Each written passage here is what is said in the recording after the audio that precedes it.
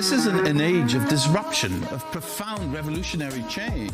What we're really asking ministers is to empower the ambassadors. The only thing that you really push forth is the truth. You don't see many women represented when it comes to the decisions as to how to handle the pandemic.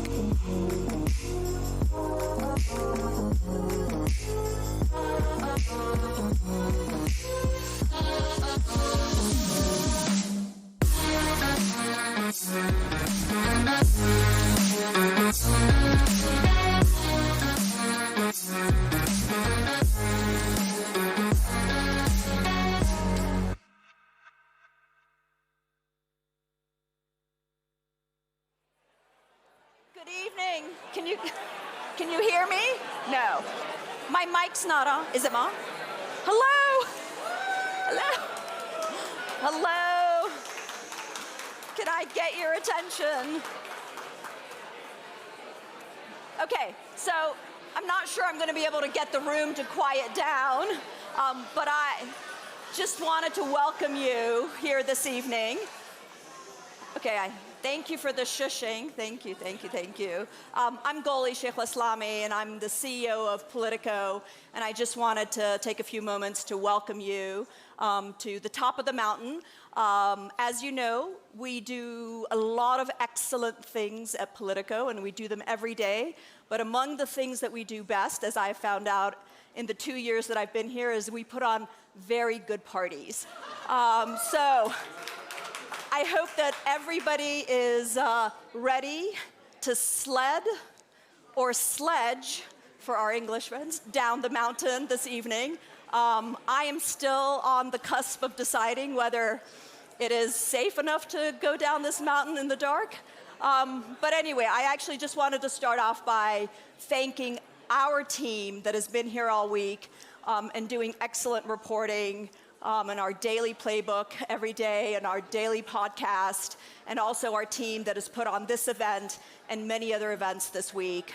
But if you were with us Monday night at our event, John Harris mentioned that January is actually a very special month for Politico. We will turn 17 in just a few days. And I've only had the pleasure of being here for 2 years, but we have accomplished in 17 years what unfortunately has been rather rare in the digital news business, which is that we have built a sustainable business, a business that is growing, a business that is building out newsrooms in different capitals of the world and bringing coverage every day about politics and power. And when we look forward to the next phase of our transformation that we began last year, it really is about taking what we have done in Washington and Brussels and extending that to other capitals in Europe. We expanded our newsroom in London this year, last year, and this year we will plant our flag in Berlin and build out a bigger newsroom in Paris. And in the United States, we've expanded into California and New York, and we're really trying to bring the excellent journalism that we do to other locales. And so tonight we are going to have an excellent conversation moderated by Suzanne Lynch, who's been doing playbook all week, and I don't know how she's still standing, but she is. She's been dubbed the Queen of Davos, so when you see her around, you can call her the Queen of Davos. But before Suzanne takes the stage, I wanted to thank our partners for tonight's event, IBM, and to ask Jonathan Adashek from IBM to come on stage and say a few words. Thank you so much.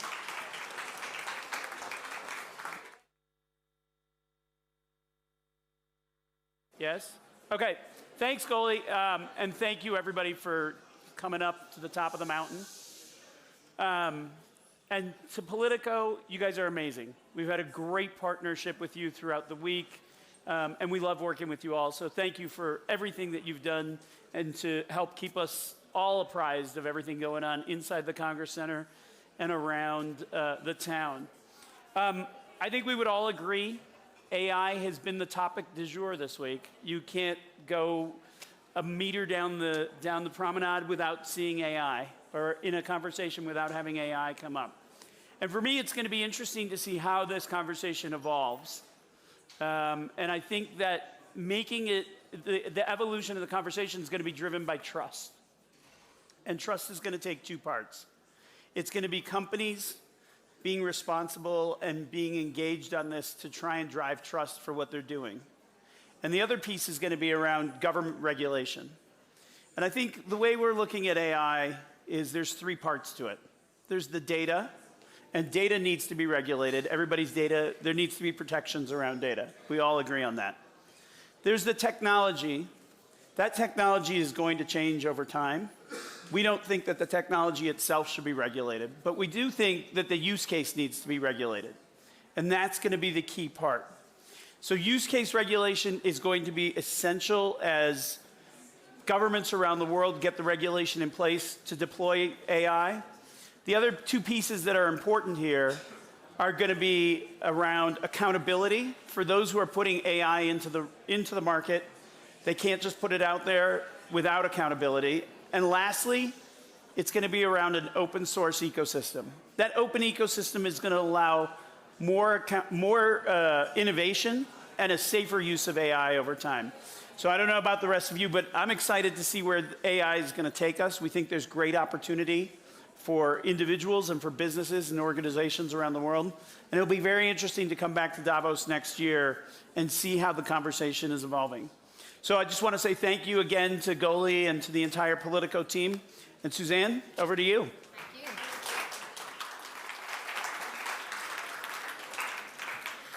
Hi there, everyone. Good evening. My name is Suzanne Lynch, and I'm Global Playbook author, and I hope many of you have been reading my morning dispatches. And if you play your cards right, you might be actually mentioned in tomorrow's morning dispatch, which will be in your inbox at 7 a.m. But my role here tonight is to host a really going to be a great conversation. This is part of our Politico Live, and that's a kind of an extension of our Politico brand, our unique mix of trusted, unbiased journalism. And we have these Politico Live events throughout the year in different countries in which we operate. Tonight, though, as you know, those in the room, we're coming to you from the beautiful Schatzalp Hotel here in Davos. And look, what an arrival coming up the funicular. You all made it, so well done. For those watching at home in your offices, you're very welcome. This is all looking pretty salubrious here, but I can guarantee you a lot of people have come up here with their boots, with their puffer jackets, and have made their way through the snow. So thank you very much for joining us all. Now, before we start, just a few little housekeeping. First of all, we'd like to thank our partners, IBM, and for making all this possible tonight. And look, we'd encourage you to tweet using the hashtag Politico Davos Party and @LivePolitico. So with that, it's my pleasure to welcome our two guests tonight. Former Australian Prime Minister, Ambassador Kevin Rudd, currently Ambassador of Australia to the US, and Andrew Forrest, Executive Chairman and Founder of Fortescue, Minderoo Foundation, and Tatarang. Gentlemen.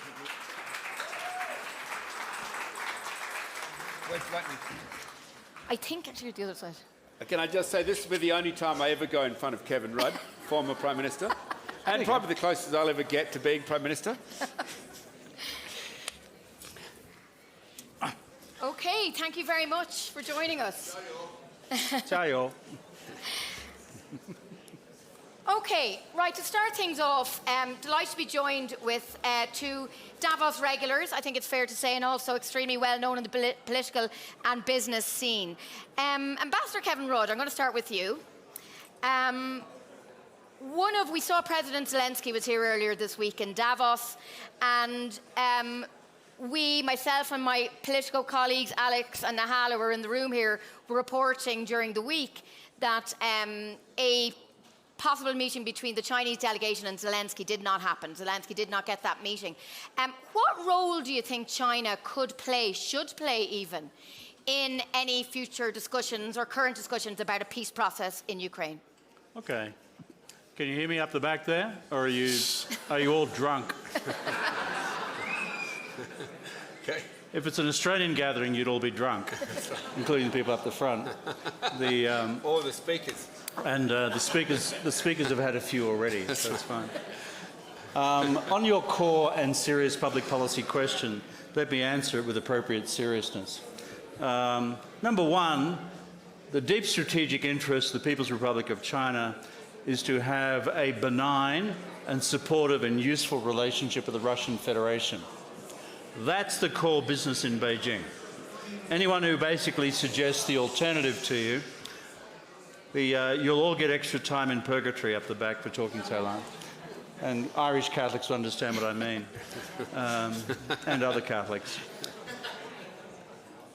So people should not lose sight of the fact that if Xi Jinping looks at the world, he looks at Russia, he sees therefore a neighbouring state, a massive common border with whom they've had a fractious relationship since the Sino-Soviet split of 1959.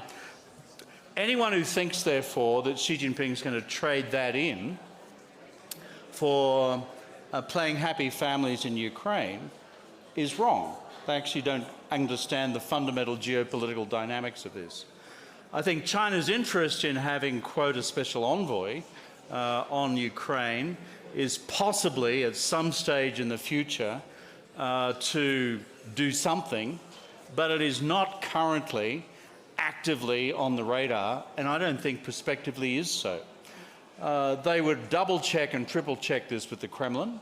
The Kremlin is not on board, and therefore we just should be deeply realistic about the fact that anyone who thinks that there's going to be a negotiated outcome through Beijing on the Ukraine with Russia in the foreseeable future has got rocks in their head.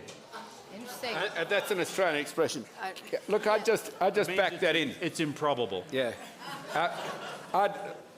I'd just back that in. I mean, Australians love to argue, but this time we have to actually agree. I just want to put the same conclusion to a different perspective. When I met with the then Vice President, he told me his one job was to lift China out of poverty.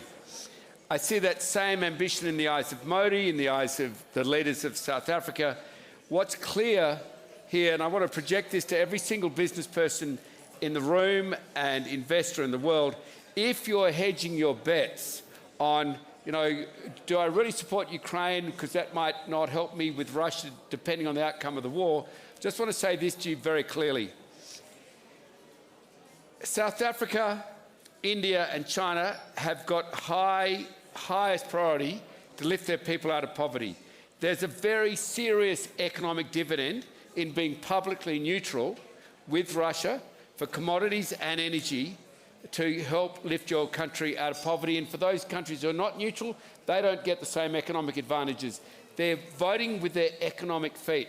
However, if there was any mischief towards a nuclear weapon of any type, dirty or whatever, by Russia, that support or that benign resistance would evaporate straight away.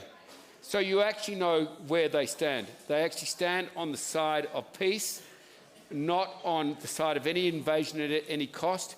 This is economic, and it would end the instant that a nuclear weapon was used or the war ends to Ukraine's satisfaction. I mean, in a way, you're describing what we've seen over the last year or so, which is the division between, I'll call it, in the so-called Global South and the Western Alliance about how they view this war, and how these other countries have different calculations when it comes to Ukraine.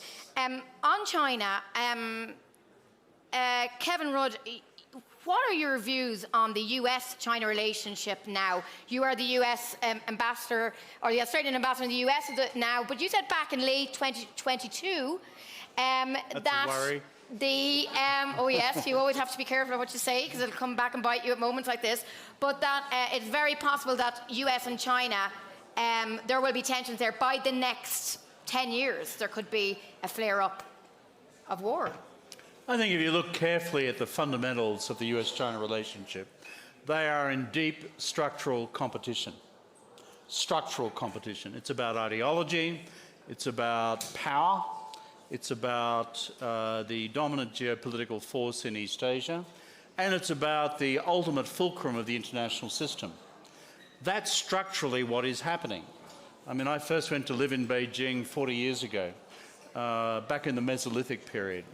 And what I've seen in the unfolding of this relationship is, particularly in the last 10 years under Xi Jinping, is the absolute razor-sharp focus of this strategic competition.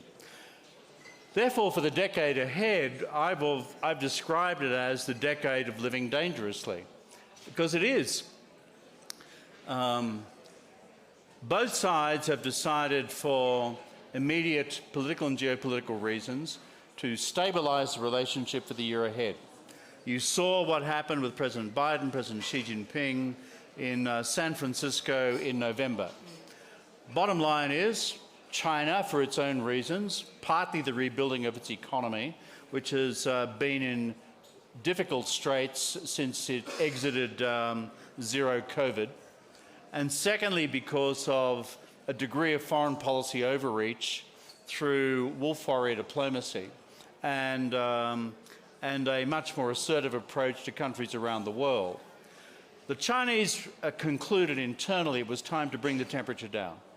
The United States, by similar measure, thought that there was such an accumulation of sharpening issues in the relationship, there was a danger of this thing escalating into crisis, conflict and war.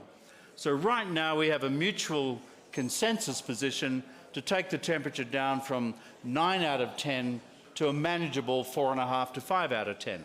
That's where we are. But anyone who thinks this by definition is a permanent condition, I don't think understands the broader geopolitical and geostrategic context. 2024, I think, will be stable in this bilateral relationship, but depending on outcomes in Washington and depending on, in the election, I mean, for the presidential election, and depending on a range of other factors in Beijing, we should hold our judgment about 25 and beyond. Okay. You mentioned the Chinese economy. The Chinese delegation was very big here earlier this week. Andrew Forrest, you do a lot of business in China.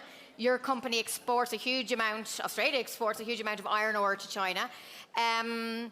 You know, are you being a bit too sympathetic? You were very complimentary there about China. Do you think they're responsible global partners? We're here in this world of globalization here in Davos. Are you not worried about how China is running its country, its human rights, etc.? Or how do you characterize China's role in the world? Look, be assured that I'm very, very close to China's human rights. I have been invited and we've actioned being able to audit their supply chains. Walk Free within the foundation is the largest modern slavery movement in the world, and we've been free to measure slavery within China, and we do that actively. So I let no one off. I don't care if you're China, North America or Australia. No one gets it off you. You either hate modern slavery or you're not a real human. So, and that's where China knows I stand. But I'd also say, you know, when you talk about geostrategic, in the long term of geostrategic, you actually mean commercial. You actually want to lift the standard of living of your citizens to as high as possible. And indeed, that is very much around the cost of energy. And I've heard so much debate here in Davos about, you know, how we've got to stick with oil and gas, how we've got to do this, we've got to do that. You know, if we don't stick with oil and gas, if we get too worried about renewables, we'll lower the standard of living, we might have an energy crisis. And I just got to say, that's fear-based fossil fuel marketing. I don't care much about what happens in the noise sector or even short-term policies. It doesn't matter to me, but I watch like a hawk global trends. And the global trend is simply this. China will be just completely careless about what the West does with oil, gas and coal. You know, if someone locks North America into fossil fuels, China's not going to lose a wink of sleep over it. If Australia gets locked into fossil fuels, China will not worry. What China is doing is going straight after renewable energy. They've learnt the lessons of the last 70 years. Copy everything you can from the West and drop what you don't like. And right now, they are dropping, as I speak, the priority of oil and gas to renewable energy. They're building out more renewable energy and using it than the rest of the entire world combined. By 2030, 31 full year, you're going to see them with around 2,500 to 3,000 gigawatts of renewable energy, and the lowest cost energy nation in the world. that will leave the West behind. And from my perspective, that would have happened only because we have a misconstruct in the free market economy. We're so proud of our free market economy in Europe, North America, Australia. But if you've got an incredibly powerful lobby called fossil fuel, you can interrupt that free market. And in interrupting that free market and forcing countries to stay on fossil fuel, you are going to lower your competitive position against China every single day. On that, that's kind of a good transition. You're very well known, Andrew Forrest, at events like this because as a kind of a fossil fuel guy who has seen the light on climate change. You're a huge advocate for green energy and climate change. I was writing this morning and we've been talking about this at panels. To me, it seems that climate change is not hugely on the agenda here at Davos. It doesn't feel like we've had as many panels. You know, it's all about AI, different issues. I mean, is that a correct reading by me, or behind the scenes, are there conversations going on about this need to transition? No, I think just because we've had a lot of advertising on AI, you know, it's a bit like nuclear. You know, it's just been discovered. It's been around for a long time. We have been running a AI in the military, no harm to citizens campaign between Beijing and Washington for 5 years. I mean, it's an important issue, but it just seems like it's been discovered. Yeah. You know, so I just see it as a topical issue. Davos organisers might have steered very much towards AI, but I can tell you it's transitional. AI is the best invention we've ever made, and I don't want the worst we've ever made it to be fossil fuel. So when I speak to world leaders and when I speak to fossil fuel companies all over the world and companies like mine, you either make fossil fuel or you burn fossil fuel. If you're like mine, I burn 1 billion litres of diesel a year. The question should only be to industrial leaders, when are you going to stop burning fossil fuel? That's the question. And if you say, oh, in the 2020s, give them a big hug.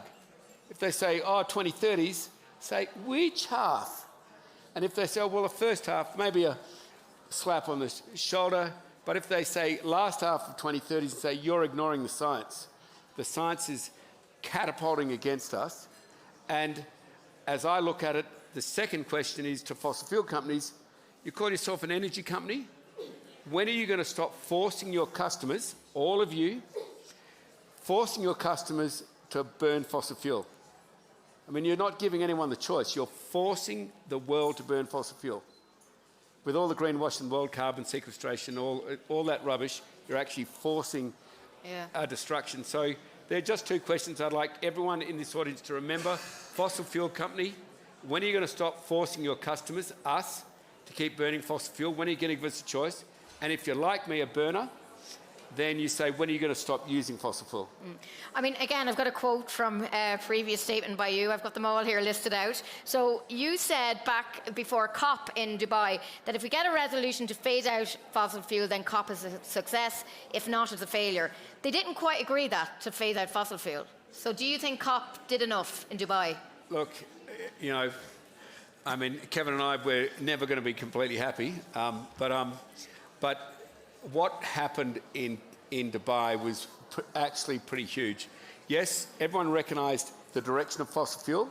Long term, it's out. But in recognising that for 27 years, we've had the most historical greenwash, the most historical snowing of the planet, which would ever exist, and that's for 27 years, for every cooperation of the parties designed to stop global warming, the pressure of the fossil fuel sector, which I've said to you all, is enough to interrupt free markets, kept the word fossil fuel out of a reason for climate change. I mean, that's going to be seen by kids and grandkids as the biggest joke in the world. But COP28 at last made fossil fuel responsible for global warming and climate change. And now that genie's out of the bottle, it's getting bigger, it'll never go back. To add to that, I think the trend towards climate change action is unavoidable. And I speak just from someone who, as Prime Minister, led our delegation to Copenhagen in 2009. Back in 2009, when this debate was first getting global traction, we had massive resistance about the possibility of having 2 degrees centigrade as a target. I remember being in the green room and saying, we need to have a form of language which says under 2 degrees. This was a radical proposition in 2009. Secondly, the idea that you could have both developed and developing countries within the remit of global climate change action was seen to be an enormous assault on the global south. Third, the whole idea that you could have a globally intrusive system of measurement, reporting and verification was seen to be unobtainable. I've got to say, progress hasn't been as much as this bloke or myself would like, but it's now huge against where we began. And by the way, the Chinese and the Indians in 2009 collapsed the entire conference because they didn't like the outcome. So where are we today? We've got China on board, we've got India on board, albeit sometimes Not as quick as we'd like. Thank you. You could say that. I'm now a diplomat.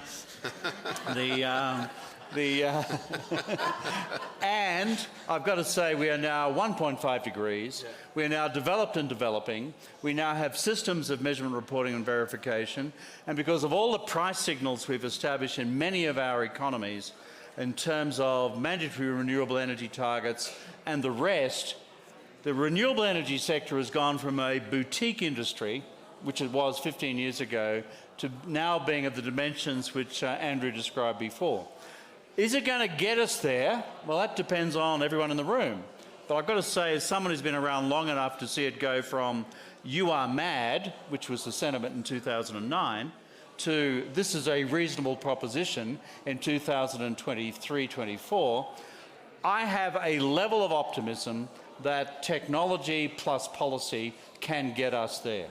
On that issue, just speaking of COP, Kevin Rudd, there's talk that Australia might host COP 31. Would you, if somebody asked you, would you take the position of COP president? My God. I am now very happy to be Australia's ambassador to the United States of America. Last time I looked, that's a full-time job. And last time I looked, anyone who acts as chairman of COP usually has a nervous breakdown the week after. No thank you, and I don't know what the Australian government's going to do on the hosting question. Okay. Listen, we're going to wrap up shortly. Andrew Forrest, what are some of your key takeaways here at Davos? You're saying the climate change conversation, for example, were happening, but generally, what are you positive coming out of this World Economic Forum? Yeah, look, absolutely. I'd just like to go straight against the tide. There is no lethargy, there is no backwardation, there is no tiredness towards backing Ukraine. It's absolutely there. I've spoken to you about the economic interests of countries who are neutral. I can tell you they're only neutral to a point. And I see Ukraine being heavily backed. I'm also saying, you mightn't have seen it in the titles of the speeches, but renewable energy, being the future of this planet, is completely on the table. It is the primary war we're all fighting. No one in the world has ever seen a global world war since World War II.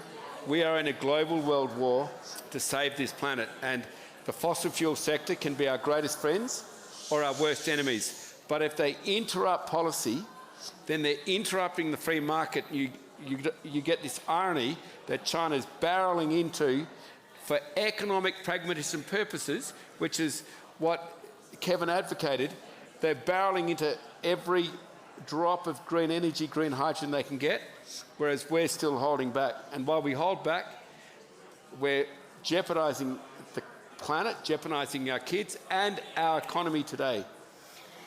Finally, Kevin Rudd, you mentioned obviously there's the US election coming up later this year. Do you think that people are primed for change in policy in terms of climate change and, for example, the Inflation Reduction Act, etc.? And is that a worry you're picking up here? That is a classic journalistic question to get me as an ambassador to comment on a future outcome of the US presidential election. My view is may the best man or woman win. Democracy is an institution we should all defend. We will work within the policy parameters determined by the considered decision of the American people. Now, can I just back in what this guy just said on Ukraine? Who here wants Ukraine to prevail and get back to where they were when the Russians first invaded? Anyone want to get the Ukrainians to give up? I agree with this. I agree with Andrew. Our challenge as democracies is to have the guts, to have the, I was going to use an Australian expression there, have the guts and the predisposition to stick this through to our Ukrainian brothers and sisters to at least have a secure country free from the threat of foreign invasion. I think that's a unity outcome here in Davos. I'm with this bloke, and I think all of you are as well. Okay, on that note, thank you very much, Ambassador Kevin Rudd and Andrew Forrest. Thank you.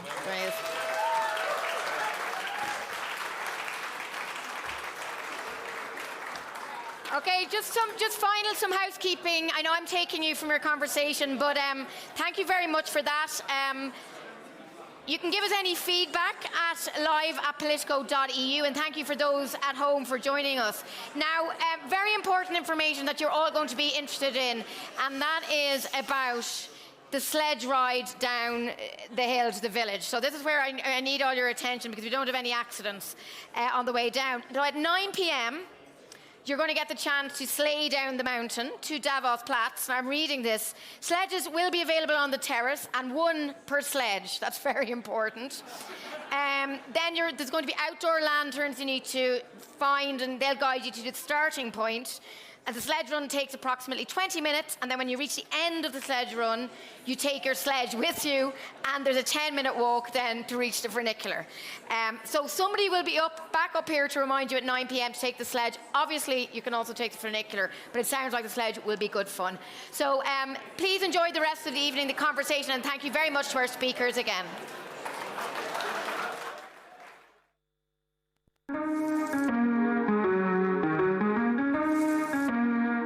This is an age of disruption, of profound revolutionary change. What we're really asking ministers is to empower the ambassadors. The only thing that you really push forth is the truth. You don't see many women represented when it comes to the decisions as to how to handle the pandemic.